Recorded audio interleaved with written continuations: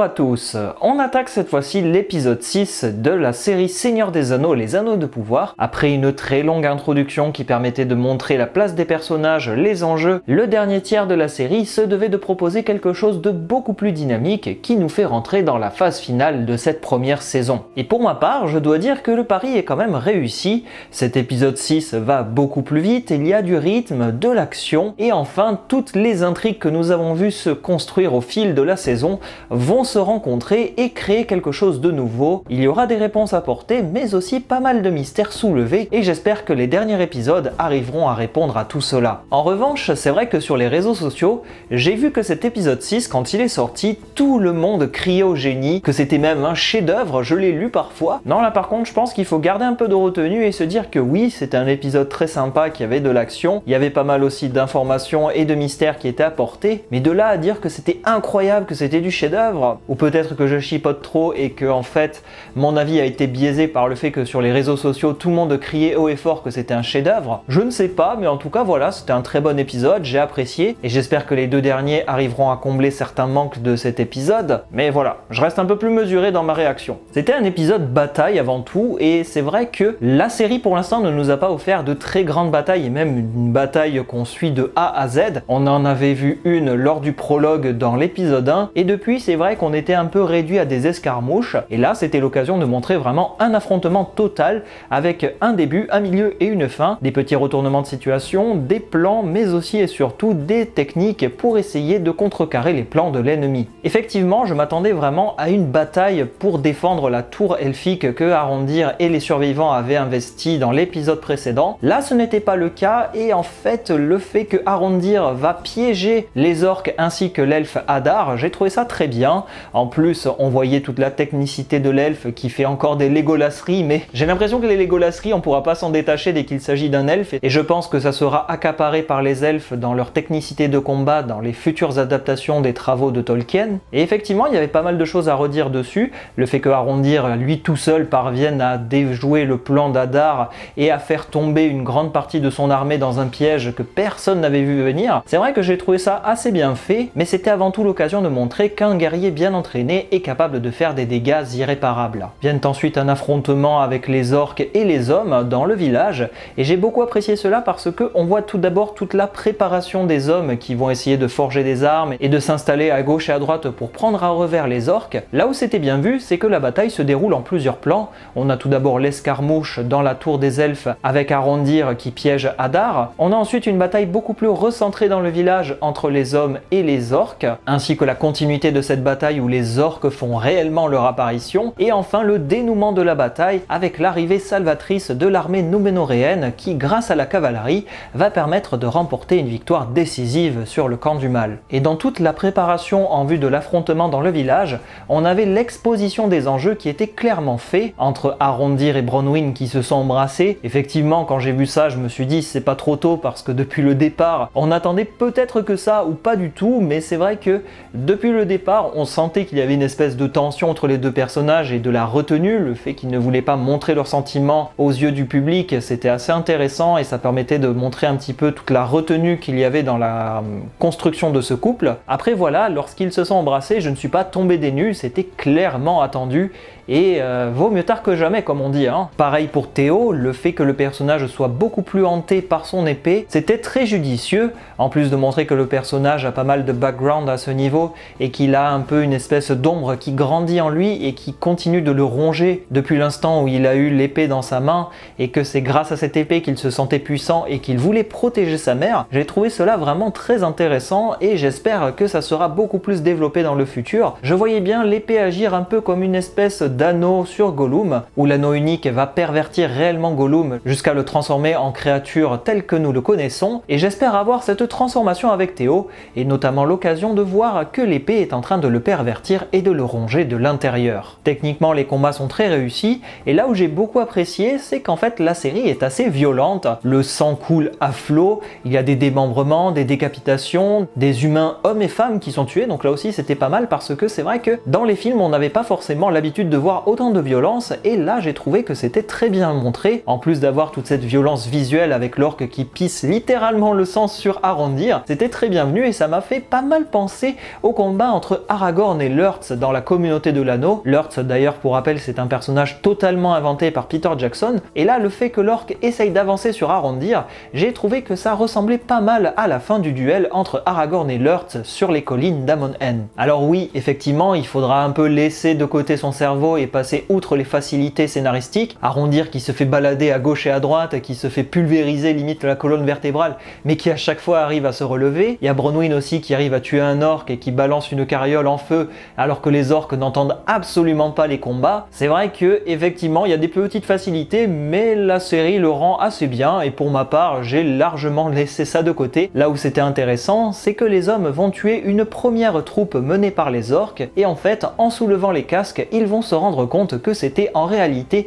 les humains qui ont décidé de rejoindre le camp du mal qu'ils affrontaient. Et là ça m'a fait un petit peu relativiser certaines choses et me dire qu'en fait peut-être que ça serait une espèce de clin d'œil entre guillemets déguisé aux nombreux massacres fratricides dans la saga, que ce soit les vrais massacres fratricides ou bien ceux où l'on a vu des humains combattre des humains à l'époque du Premier Âge. Là, la réalité des combats regagne le cœur des hommes, et cela permet de voir qu'il y a certains hommes qui préfèrent choisir le camp du mal, quitte à affronter d'autres hommes qui avant-hier étaient leurs amis. Cela permet peut-être d'entrevoir un début de réponse sur ce qu'a fait l'aubergiste dans l'épisode précédent. Je pense très sincèrement qu'il a tué le jeune homme. Maintenant, c'est vrai que ça serait intéressant de voir peut-être Théo trouver le cadavre de son ami, l'occasion là aussi de montrer que le camp du mal est prêt à tout pour arriver à ses fins. L'arrivée de Númenor est là aussi très bien faite, ça me permet de mettre en avant le fait que leurs armures sont magnifiques. J'aime beaucoup cet aspect jaunâtre mélangé un petit peu à de l'or avec du bleu et du vert, qui rappelle là aussi les couleurs de Númenor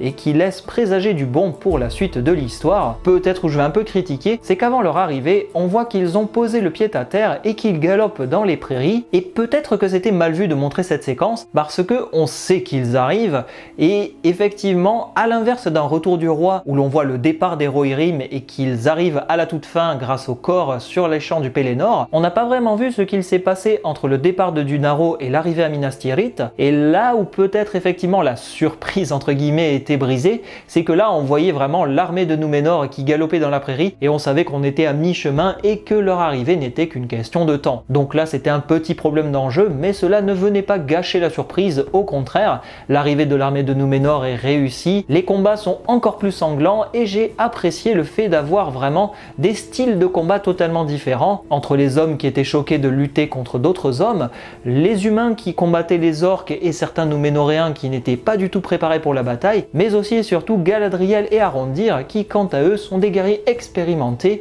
et savent manier l'art du combat avec élégance mais aussi prestance. Et j'ai oublié de mentionner que la musique de Bear McCreary était superbe. J'ai adoré la musique avec les chœurs lorsque Adar, Galadriel et Halbrand galopaient dans les bois. C'était une superbe composition et ça montre bien que là aussi il sait de quoi il parle et que le compositeur fait un excellent travail. Donc là aussi c'était très bien et ça permet de bonifier vraiment toutes ces séquences. Et après la scène de course-poursuite dans les bois, Halbrand et Adar vont avoir une franche discussion et c'est là que Adar va révéler pas mal de choses sur Halbrand, notamment le fait qu'il aurait peut-être, on ne sait pas, même si je pense qu'il joue là aussi, Adar aurait en réalité tué la femme de Halbrand et son enfant, donc à voir s'il y a un enjeu vraiment très personnel entre les deux personnages. Pourquoi Adar a fait cela à Halbrand? Pourquoi il a laissé partir Halbrand? Comment se fait-il que la femme et l'enfant de Halbrand se sont retrouvés chez Adar? Pourquoi Halbrand est-il parti plutôt que de chercher à se venger? Là, il y a pas mal de questions qui restent pour l'heure sans réponse,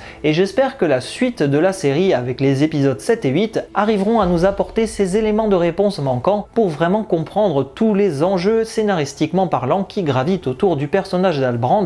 qui pour l'heure reste encore très mystérieux, et j'espère qu'on aura de quoi dire à ce sujet. Mais pour ma part, je pense quand même que Adar a essayé de convertir Halbrand et que, voyant qu'il n'y parvenait pas, il a décidé de tuer sa femme et son enfant pour essayer de le faire craquer, mais mais que à l'inverse, ça n'a fait que renforcer sa détermination à fuir sa propre destinée. Et pour ce qui est du cas d'Halbrand, c'est vrai que beaucoup pensent qu'il s'agirait en réalité de Sauron, et pour ma part, je vous avoue que je suis moyennement convaincu quand même par ces éléments. Effectivement, il y a beaucoup d'indices qui tendent vers l'explication comme quoi Sauron serait réincarné en Halbrand, le fait que ce personnage soit doué à la forge, qu'il y ait une espèce de relation ambivalente avec Hadar, peut-être même un jeu de rôle, et le fait que Hadar lui dit mais qui es-tu, tout cela ferait partie en réalité d'un plan machiavélique de Sauron pour essayer de s'immiscer à travers les hommes, revenir en Terre du Milieu, et ainsi peut-être arriver à pervertir également Galadriel, la commandante des armées du Nord, pour complètement désunir les elfes et utiliser toute la noirceur qui grandit au fond d'elle. Je reste quand même convaincu que c'est plutôt l'étranger, le cas d'Halbrand est assez à part, et je reste là aussi persuadé qu'Halbrand est vraiment ce qu'il est, c'est-à-dire un homme qui fuit son destin, qui a vu sa femme et son enfant se faire tuer par Hadar parce qu'il ne voulait pas devenir un allié du mal. Je vais plutôt rejoindre un autre groupe qui dit qu'Halbrand risque très fortement de devenir un Nazgûl et qu'en cédant totalement à cette quête vengeresse contre Hadar, eh bien en réalité il creuserait sa propre tombe et ainsi il tomberait entre les mains de Sauron et deviendrait un de ses fidèles serviteurs à travers les anneaux des hommes. En plus, Halbrand, comble du comble, il est un roi. Qu'est-ce qu'on sait à propos des Nazgûl? Ce sont des rois des hommes. On sait qu'il y en a 3 ou 4, si je me trompe pas, qui étaient apparentés à Númenor et qui étaient des Núménoréens noirs. On a Khamûl qui quant à lui est un oriental, et les autres, on ne sait pas, donc potentiellement Halbrand ou Théo pourraient éventuellement devenir des Nazgûl. En tout cas, il y a pas mal de choses à dire, et c'est vrai que le cas d'Halbrand est là pour clairement semer le trouble. Vu que le Seigneur du Mal peut réapparaître et utiliser une apparence différente à chaque fois, les indices sont clairement là pour peut-être essayer de semer le trouble à travers nos yeux de spectateurs, mais en tout cas, une chose est sûre, je pense que la fin de série risque très fortement de nous révéler de qui il pourrait s'agir. Et enfin, la deuxième partie très importante, il y a eu une séquence de discussion entre Galadriel d'un côté et Hadar de l'autre, et c'était l'occasion d'en apprendre beaucoup plus sur Hadar, son passé, ce qu'il est réellement et en fait ce qu'il a fait. Là où j'étais très surpris, c'est que Galadriel va révéler qu'il est en réalité un Moryondor. C'est un terme inventé qui n'existe pas dans le livre, et ça serait peut-être une déformation d'un des termes dans les livres, où il y avait ces espèces d'elfes sombres, les Avaris, qui n'ont pas fait le voyage et qui ont décidé de rester sur place, et peut-être que ça serait ces fameux Avaris dans les livres qui sont devenus les orques après avoir rejoint le clan de Morgoth. Et là encore où il y a beaucoup de débats à propos de l'origine véritable des orques. Certains pensent que ce sont avant tout des elfes qui ont été torturés, mutilés et reproduits entre eux pour permettre la création des orques, qui est une version assez acceptable et qui est largement avancée par Tolkien. Il y en a d'autres qui pensent que les orques sont nés dans la terre et que c'est Morgoth qui les a façonnés tels qu'ils étaient. Mais le problème, c'est que Morgoth, en fait, il n'a pas la possibilité de créer des choses, il n'a que la possibilité de pervertir les choses. Et c'est d'ailleurs pour cela qu'il a essayé de pervertir la création de son père Eru Ilúvatar en enlevant des elfes et en les pervertissant au camp du mal. Donc pour moi, c'est la version la plus crédible à ce sujet. Maintenant, le fait d'avoir Hadar comme un elfe sombre mais qui n'est pas totalement perverti, cela voudrait dire qu'il est en réalité une sorte de prototype qui a donné naissance plus tard aux orques, même si Hadar, là aussi, va jeter encore plus d'huile sur le feu en disant qu'en fait il ne veut pas être appelé un orc mais un Uruk. Uruk, c'est le terme dans la langue des orques pour dire en réalité le mot orc. Et là aussi il y a énormément de débats entre les Uruk, les orques, les Urukai. Il y a pas mal de choses là aussi à ce niveau-là qui demandent à être clarifiées par rapport à l'univers de Tolkien, et je vais pas rentrer dans le détail parce que Peter Jackson a suffisamment mis son bazar là aussi en essayant vraiment d'apporter toute une nuance entre les différentes classes au sein même de la race des orques. Là, on va rester sur le fait que Uruk, ça veut dire orc dans la langue des orques, et que en réalité, Hadar veut être appelé un Uruk parce qu'il est véritablement un Uruk, et c'est pour cela qu'il s'appelle Hadar, le père. C'est un peu le prototype, et c'est lui qui est à l'origine de la naissance des orques, parce que bon, c'est des elfes qui ont été pervertis et qui ont servi entre guillemets de laboratoire pour créer les orques. Donc c'était intéressant de montrer tout cela, et effectivement, toutes les théories qu'on avait fait sur Hadar jusque-là tombent à l'eau. Ce n'est pas Maglor, ce n'est pas Maeglin, ce n'est pas Sauron. On va rester sur le fait que la série nous donne cette information comme quoi c'est un elfe qui a été perverti par le Seigneur du Mal. Donc à voir si cela peut-être été un jeu de dupe pour essayer de retourner le spectateur en nous surprenant sur la fin de la série. Mais la suite était encore plus importante puisque Hadar va faire des révélations sur le Seigneur des Ténèbres, Sauron. Et là où c'était pas mal, c'est que en fait il va jouer sur les mots en disant tout d'abord que Sauron voulait créer une espèce d'arme avec de la magie. Et là où j'ai beaucoup apprécié, c'est qu'en fait Hadar va parler du monde invisible, The Unseen World, et c'est un monde qu'on connaît dans l'univers de Tolkien, et ce monde invisible nous est déjà apparu dans les films de Peter Jackson, puisque à chaque fois que Bilbon et Frodon vont mettre l'anneau, ils vont un peu vivre à travers le monde invisible, c'est-à-dire une chose qu'on ne peut pas voir, et c'est un monde qui est en général apparenté à celui des Nazgûl,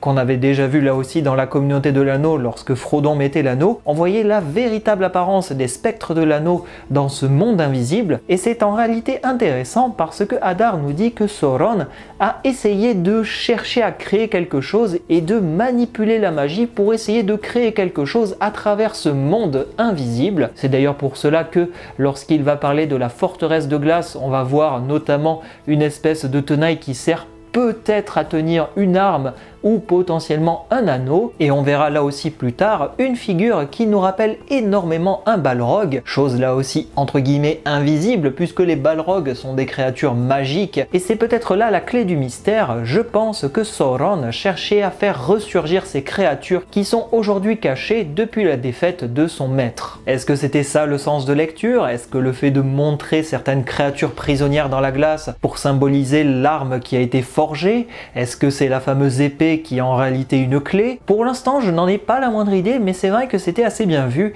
et le fait que Hadar va nous révéler qu'en réalité Sauron, il l'a éventré, je pense qu'il dit peut-être la vérité et qu'il a trahi son maître, mais que en fait ce qu'il ne sait pas, c'est que Sauron, comme c'est un Maya, on ne peut pas le tuer comme cela physiquement, il peut revenir sur la Terre du Milieu dans une nouvelle enveloppe, et peut-être que c'est lui qui est revenu à travers l'étranger, ou comme d'autres l'ont suggéré suite à cet épisode, peut-être qu'il se serait réincarné en humain et qu'en réalité l'aubergiste ça serait lui. C'est d'ailleurs pour cela qu'à la toute fin, l'aubergiste parvient à comprendre comment le mécanisme marche pour déclencher le cataclysme que nous avons vu en fin d'épisode. Donc il y avait pas mal de sous-entendus à tirer de ce moment-là, parce qu'on voit que Galadriel était agacé de la discussion avec Hadar, lui qui parlait beaucoup plus en énigme et qui disait qu'en réalité il voulait créer une espèce de territoire pour ses enfants, c'est-à-dire les orques, et qu'ils ont conscience d'être des créatures à part entière, qu'ils ont eux aussi le feu sacré en eux, c'est-à-dire le feu de la vie, parce qu'ils sont des créatures d'Eru Ilúvatar, le père de toutes choses, qui a créé la vie